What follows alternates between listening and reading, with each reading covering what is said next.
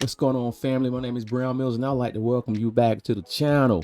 What's up, my Team Humble family? I know it's been a couple of weeks since I talked about Humble.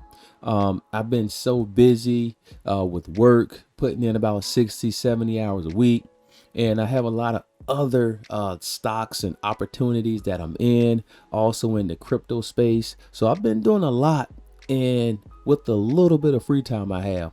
But I did watch the Humble presentation, and I've watched some other feedback and comments, and people seem to be somewhat excited, but I didn't see it that way. At the end of the day, family, you know, for the company that I work for, I've been working there for 15 years. The CEO would come once a quarter to present the earnings report to us. And I watched and listened to every earnings report over 15 years. Anytime he had to provide an update on the business, I listened to every single report because I'm invested in this thing. I'm putting 10% of my salary, I'm putting 15% of my salary, making sure I hit that maximum amount that I can put in my retirement account every single year. Hey, I'm invested in this company. And Brian Foote, I'm invested in Humble. I'm long term. I'm long with Humble. I do believe in the future of Humble, but I would like to have and learn and listen to more specifics.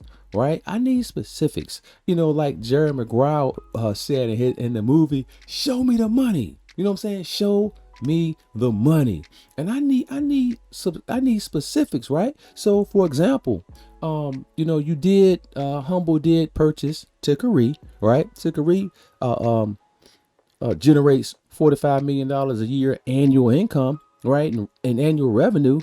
To be honest with you, when you're talking about a multi-billion-dollar company, that's minuscule, right? That's a minuscule amount of money. So what I want to know is, we purchased Tickery, right?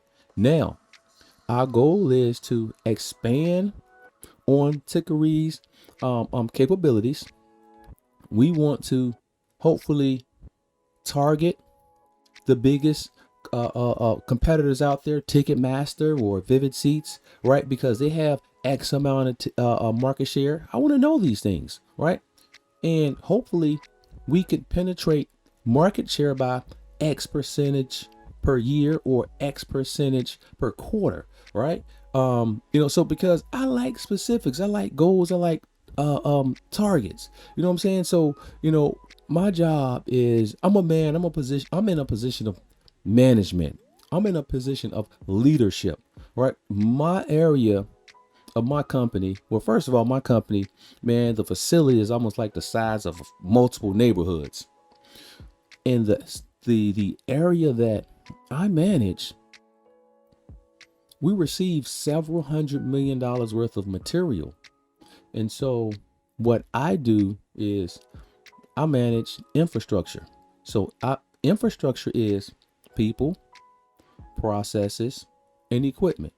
All right. So not only do I have to manage the people, lead the people, coach the people, mentor the people, discipline the people if needed, and set the vision for set the pace for the vision that's been set by our leadership.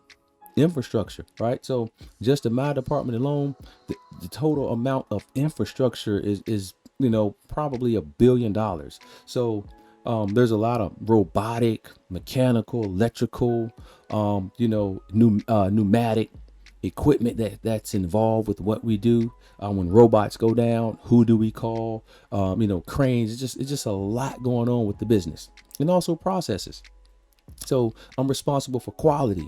I'm responsible for production. I'm responsible for safety, a quality management system. So when I have to go and talk to my boss, or when the CEO, just like when the CEO talks to us, when I go talk to my guy, right? He want numbers. He wants specific, because the world that we live in is all data driven. It's all data driven. All right. So I guess, Brian Humble was probably just being very broad and speaking in generalizations to the masses. He was on CNBC, so I guess he had a few more viewers, and he just really wanted to expound on the overall future and the potential of Humble. But when it all boils down to is the money and the data. I went on the website. I was thinking about subscribing to the Humble website, and which was awesome. And I took a look at the ETXs, and I like the ETX breakdowns. Like, for one, you would have Bitcoin, Ethereum, and Digibyte. And so in all these blocks, and all of the ETX blocks, they had Digibyte in there. All right. So again, if you don't have a position in crypto, make sure you start thinking about trying to get into that crypto space. All right. And picking you up some Digibyte. All right. Now, again, but going back to the ETX, right? The ETX, let's talk about transactions, right? I want to know, when you're presenting this type of stuff to people, hey, on average, there are 100,000 transactions daily, right? And Humble Pay, on average, will be charging X amount of dollars per transactions, right? So after everyone is paid, the net income per transaction may be 10 cents per transaction, or may equate to 15 cent profit per transaction. These are the things that I feel like I would like to know, because that gives me a gauge for the future revenue of this business. All right. Again, merchant transactions, when you're sending money, give us some indication of some prices. All right. Because, again, what I also specialize in is problem solving. All right. So Brian, the team is just phenomenal. They identified a problem, right? So they're trying to become the one-stop shop for everything. You don't have to have 4, 5, 6 different apps. You could find everything you need in one app. And this is phenomenal. All right. It's cutting edge. But at the end of the day, I want numbers. All right. So when you rolled out the subscription base with Humble Pay, how many subscribers did you get in your first month? Now, if it said it, I may have skipped over it. I may have missed it, but I don't recall him saying that, and how do you plan on scaling up? All right. So going back to problem solving, the first thing you do is you identify the problem. Next, you speak with data.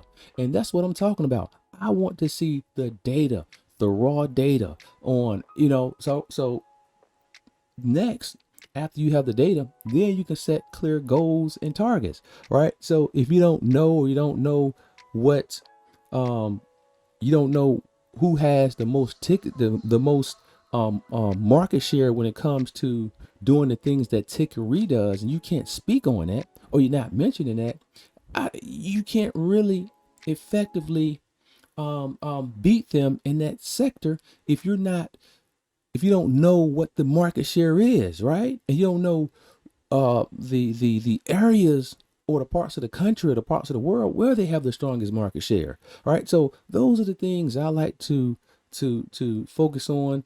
And then, once you do speak with the data, then you can set clear, concise goals, right? And and then once we set the clear, concise goals, then we want to start performing root cause analysis, right?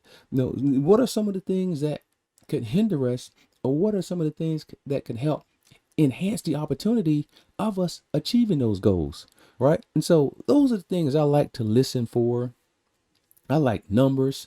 I like data. We live in a world that, hey, this is all data, right? Digital data. So those are some of the things that I was hoping to learn and hoping to, gauge a better understanding of, is the statistics and the numbers. But as of yet, I'm still hanging in there. But again, as a leader, as a man of leadership, and we have to be able to give constructive feedback. All right. Constructive criticism is good, man, because if this is going to help someone in a positive way, man, it's a win-win situation, right? So if Brian Foote could be more specific in his presentations, hopefully that'll give us better confidence, right? It'll make us feel better. All right. Everything revolves around numbers. When we pull up the stock chart, the chart, we're looking at numbers. You know what I'm saying? We're looking at numbers, we're looking at data, we're looking at candlesticks. And as of right now, Humble has been on a strong downtrend. And again, I've said this stuff over and over again. Once we had the stock split, it was going to jump up. The shorts were going to come in, drive the price down. I said that, right? The last time we had a run up, I said the same thing. Shorts coming in, they're going to drive the price back down because we need news. We need great news. And that great news is data driven. We want numbers. We want overall revenue. We want net income. We want future expected growth. You know what I mean? So those are the things that we need to hear. All right. To give us some confidence in believing in Humble and adding more shares. Now, I like the potential. I like what it represents. And I'm team Humble. But again, man, we want more specifics. All right. Now, that's all I have for that. But, we did. Yesterday was a great day. We was up 11.25%. Let's see if we can get above that 20-day moving average and hopefully trend more to the upside. All right, but we'll see. Hopefully more people was given more exposure to the opportunities that Humble presents. And again, Humble do present a great opportunity, but the people like me, I want to see and understand the data that's driving that. All right. Now, hopefully, again, we'll have another great day. We'll have another great day today. Nice bullish candle after a nice downward movement. So hopefully we can get above that 20-day moving average, man. Let's start a new trend. Let's start a upward trend today. All right. Let's watch it. Let's see what happens. And family, I hope this video wasn't too critical. I hope this video added a little bit of value to you, and hopefully some of you guys agree with me. If you don't, hey, put your comments down in the comment section, and maybe it's something I missed, because I did try to listen to 80% of it. I did skip over some stuff because I was actually trying to watch it at work. So family, I hope you guys take the constructive criticism and pride and with a grain of salt. All right, take it with a grain of salt. But again, I hope this video added a little bit of value to you. Now, if it did, hey, please hit the like button and keep coming back for more wealth building information. Peace.